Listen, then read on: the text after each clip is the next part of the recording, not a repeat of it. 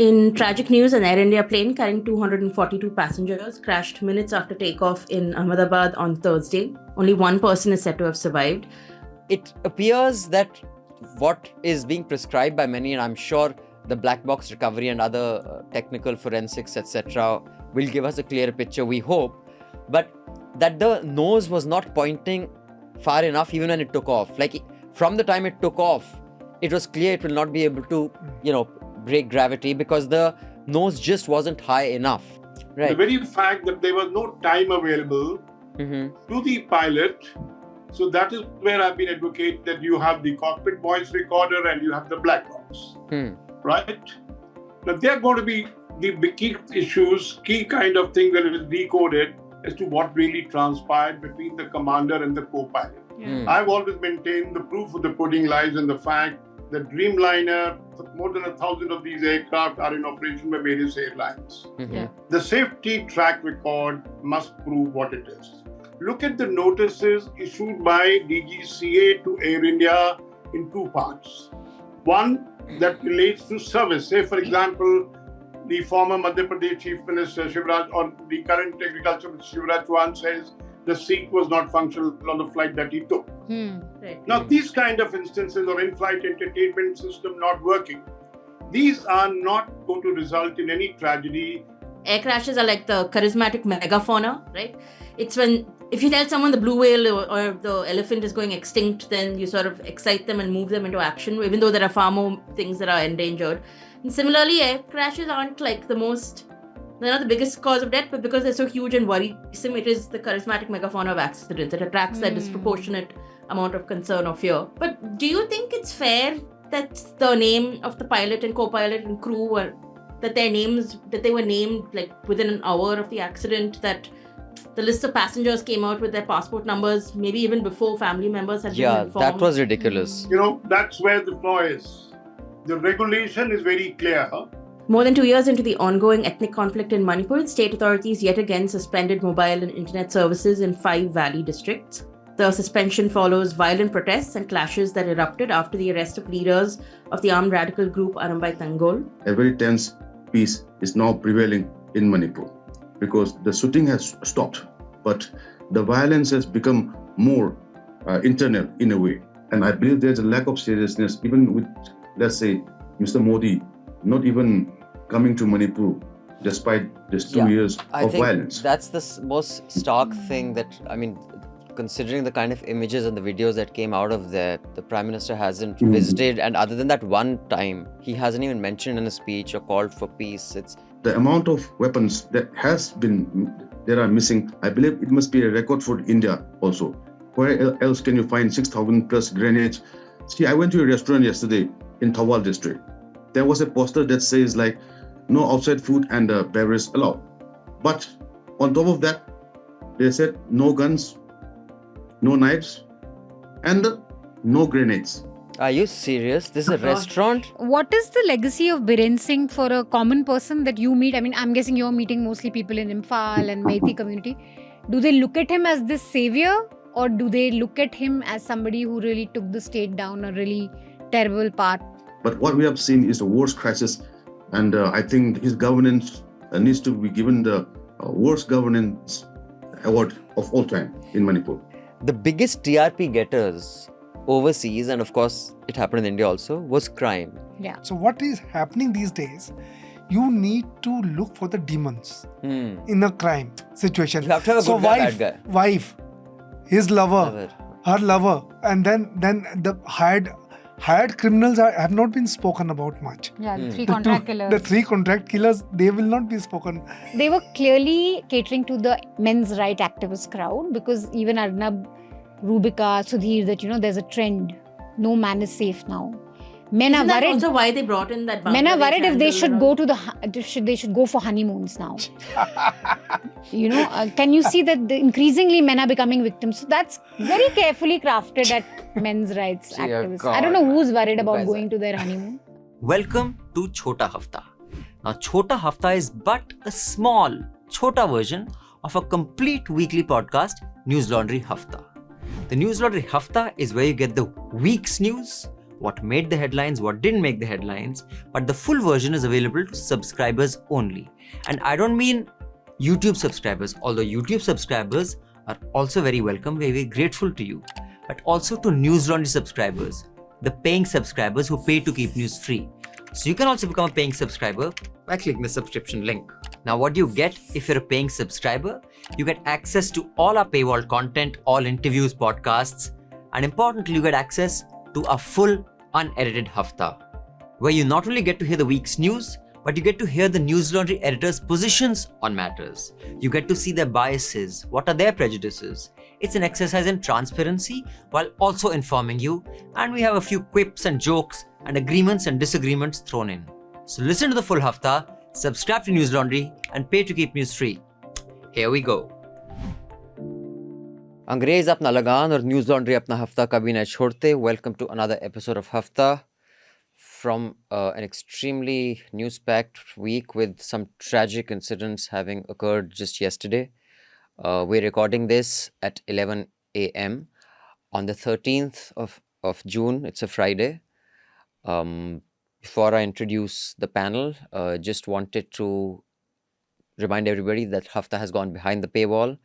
Now only paying subscribers and not just YouTube subscribers, but people who actually pay for our journalism can access the show. You can scan the QR code on our screen or you can subscribe because the full unedited Hafta will be behind the paywall. Also, we have a Newslaundry News Minute subscriber and member meet in Chennai. Hooray! And Jayashree is going to be there. It's going to be on the 18th of June, which is a Wednesday. There'll be Jayashree, Shabir, Chitranshu will be traveling from Delhi. So if you're in Chennai and a subscriber of Newslaundry or a member of the News Minute, we'll be creating a WhatsApp group and we will share the details of the venue. Do come. A lot of the changes you see in Newslaundry and News Minute happen through subscriber feedback and interaction. Our team will also tell you what other plans we have. So do participate and get the community of people who support journalism and keep it ad-free, growing and engaged. That's very important. Now with that, let me just introduce the panel. In the studio, Raman, Kirpal. Hi. Manisha, Pande. Hello. And of course, joining us from Chennai is our very own Jayashree, executive editor. Hello. We will also have two guests joining us on the panel today. The first is Jitendra, Bhargava, former executive director of Air India and the author of Descent of Air India, where we will discuss the horrific tragedy that happened. And also joining us will be Paojel, Choaba. He's the executive editor of the Frontier Manipur, with whom we will discuss what's happening in Manipur. Now, from your experience, I'm sure you have more access to information than anybody here. Is there a certainty that, and of course it isn't minutes, it was about 18 seconds from the time it took off and crashed, that there was a flop right from takeoff, or something else happened? And of course there has been that a former pilot, Mr. Ranganathan, who has Mohan Ranganathan, who has said that usually what happens is they always blame the pilot, and I hope it doesn't happen this time. So I wouldn't judge on this parameter that, look, the plane was going, because it had climbed an altitude of 675 feet, and it was only then the problem arose, and then the lift did not take place, and the pilot continued in this thing, and then it came hurtling down at great speed. Right. The very fact that there was no time available to the pilot, so that is where I've been advocating that you have the cockpit voice recorder and you have the black box, right? Now, there are going to be the key kind of thing that is decoded as to what really transpired between the commander and the co-pilot. And the beauty of the aviation industry is its global character. You are not going to have a system which is India-centric. It's global-centric. Right. So you said, all right, India's regulatory agency is involved. Air India as an airline will be involved. Boeing as a manufacturer of the aircraft will be involved. And if you have, for example, the safety board in New York, it can get involved. British government, because there were 53 British nationals on board, they can get involved and everybody gets it. So once you have got the decoding of the cockpit voice recorder, you know what transpired between the captain and the co-pilot. Right. Between the ATC and the cockpit crew. I see. So, then it leads from one thing to other and to work out. Because why do they get into such a detailed one? You can't give a closure to the people who perished in the accident unless they know what really happened. And you're certain they'll recover both these? I mean, is there a possibility that you can't recover either or it gets damaged, or that's not a possibility? We will certainly get the voice. It is made in such a manner There is the other side of tragedy, which is that hostel where the plane crashed, and so far we know about 4 students have died, but many more could have been injured. What are the rules when it comes to having a building, especially an educational institute, around an airport? If you can recall, all airports when land is found because you need a large chunk of land, it is always away from the city. Yes. But then the city eventually grows closer and closer to the airport. Yeah, prices go up. Now, in this case, for example, if those residential hostels weren't there, probably there was an open ground, there could have been a soft landing for the aircraft, and eventually, the fire engulfing the aircraft wouldn't have been there, the tragedy on the ground wouldn't have been there. But the reality is, yes, International Civil Aviation Organization, it has an aviation safety rank, and in 2018 India ranked 102, which is obviously very bad, but then by 2022 India ranked 48th, which is like above Israel, China, Denmark, Poland, which I found very surprising. So what could profoundly have changed in those years for aviation safety to improve so drastically? Also, do you think there's been a difference in safety culture after privatization? That when the government of India decided to disinvest Air India, what was the actual state of the airline at that time? Several aircraft on ground for months together because Air India did not have the finances to order spare parts. So when Tata took over, they had very clear option before them. One, retain the market share and grow the market share because India was a growing market. Mm-hmm. The easiest option would be. So, Paojel, there are 2 things we want to discuss with you, but predominantly the conflict, which seems there is I'm guessing, tense peace right now. Where are things as of now? Does it seem an improvement? Does it seem like a not very constructive peace? In the last 2 years, what we have seen is that there has been displacement of more than 60,000 people from both sides. Okay. And more than 200 people have been killed. And now there is presently president rule clamped in Manipur. Mm-hmm. So after the president rule, we have seen that I think it must be the first in India that the governor has put an advertisement in all the papers for handing back the arms that were looted or they were taken away. Mm-hmm. So some of the arms have been recovered and the police are getting daily, recovery from Cookie side and the Mighty side. But as you have said, a very tense peace is now prevailing in Manipur because the shooting has stopped, but the violence has become more internal in a way. Why is there this hostility to journalists? Is it just a few lumpen elements, or it's like across communities, across neighborhoods, across regular people? One thing, the situation now is that we cannot go over to the Cookie side. Okay. And we cannot be fair in a way, practically. I tried going over there, and the 5 of us were we were attacked, and we have refrained from going to any other side just to get the other side of the story. So the canons of journalism have gone for a toss in Manipur, and we can just access the other side from our own sources. The local politicians also, who kind of was, had switched to the BJP side, had to distance themselves. Is it because the Modi brand or the BJP brand has no influence in Manipur and that would dent his image? Why is he so afraid of saying the word Manipur? It is the $1 million question that we are all asking, that are we the part of India? And why are we being given this very stepmotherly treatment?